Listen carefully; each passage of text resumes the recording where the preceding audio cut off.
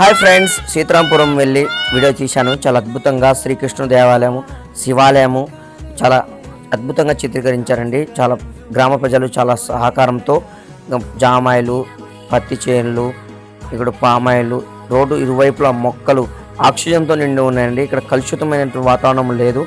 చూడండి, పామాయిలు, ఇటువైపు జామాయిలు, ప్రతి ఒక్క రైతులు ఇక్కడ చెరువు కట్టకాడ మన వచ్వాయి వెంకన్న సీతారాములన్న కుటుంబం ఎల్లకాలం చల్లగా ఉండాలండి. దేవుడి దయతో ఎంతో కష్టపడి ఖర్చు పెట్టి కళ నైపుణ్యం చూపించగలిగారు.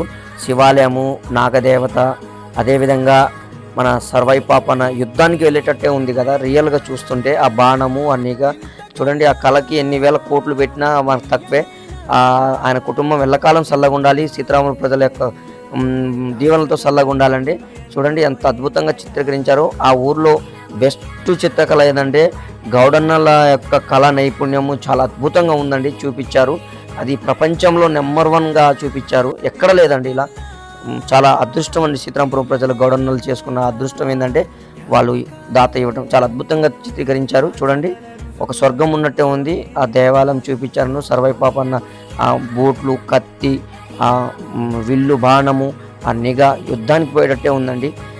చెరువు చూడండి, గుడి కూడా ఎంత చెరువులో బర్రెలు కూడా ప్రశాంతతగా వేడికి తట్టుకోలేక ఇక అక్కడే ఓడ కూడా ఉందండి. ఆ చెట్లు, కోతులు, పొలాలలో కొంగలు కూడా, చెరువులలో పెట్టలు ప్రశాంతంగా, చెరువు మాత్రం శుభ్రంగా నీటుగా ఉందండి. చెత్త చెదారం లేదు. పక్షులు కూడా ఎంతో సంతోషంగా ఆప్యాయతతో ఒకరు తిరుగుతూ ఉన్నాయి. అక్కడ తామర పూలు కూడా నెంబర్ 1 ఉన్నాయి.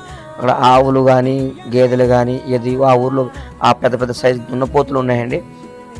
ఇప్పుడు చూడండి, బరిగొడ్లు మేపుకుంటున్నారు. చాలా మంచి పద్ధతి అండి, రైతులు ఇబ్బంది పడకుండా. ఇక మేకలు కూడా కాసేవాళ్ళు, పెద్దమ్మ కూడా వస్తున్నారు. చూడండి, కృష్ణ కిరాణం దగ్గర గ్యాస్ పడితే నేను ఒక బిస్లెస్ కూడా కొన్నానండి. చాలా కూలింగ్ ఉంది, వెళ్ళి తాగండి అక్కడికి. అదేవిధంగా గాంధీ గారి విగ్రహం కూడా అక్కడ సెంటర్లో సర్వైపాపన్న విగ్రహం చూసారా, అక్కడ గుడి కట్టించారు, ఇక్కడ విగ్రహం కట్టించారు. ఆయన గారు సీతారాంపురం ప్రజల దీవెనలతో చల్లగా ఉండాలి ఎల్లకాలం. చూడండి ఎంత పటిష్టంగా ఉందో. అక్కడ సిపిఎం దిమ్మ కూడా బాగుందండి. కష్టపడి రైతులు ఇల్లులు కష్టపడి కట్టుకున్నారండి. అద్భుతంగా కట్టుకున్నారు. సిటీ ఉన్నట్టే ఉందండి. అక్కడ సేమ్ రామరాజ్యం కాలంలో ఉన్నట్టే ఉంది. హనుమంతుడు అండి, ఇక్కడ రావణాసుడు అండి. ఇక్కడ దేవాలయం కూడా ఉంది. చాలా అద్భుతంగా అక్కడ నాకు చూస్తుంటే రాముడు సీతాదేవి కాలంలో ఉన్నట్టే ఉంది. అక్కడ బంధువులు కూడా ఆప్యాయతతో ప్రేమతో మాట్లాడారండి. అక్కడ ఉన్న చర్చి కూడా చాలా చక్కగా అద్భుతంగా తీర్చిదిద్దారు. అక్కడ ప్రజలు ప్రేమానురాగాలతో ఎల్లకాలం ఉంటారండి. లైక్ చేయండి. పెద్దమ్మ బస్సు దొరకపోతే నేనే జింగరగూడెం దింపానండి. లైక్ చేయండి.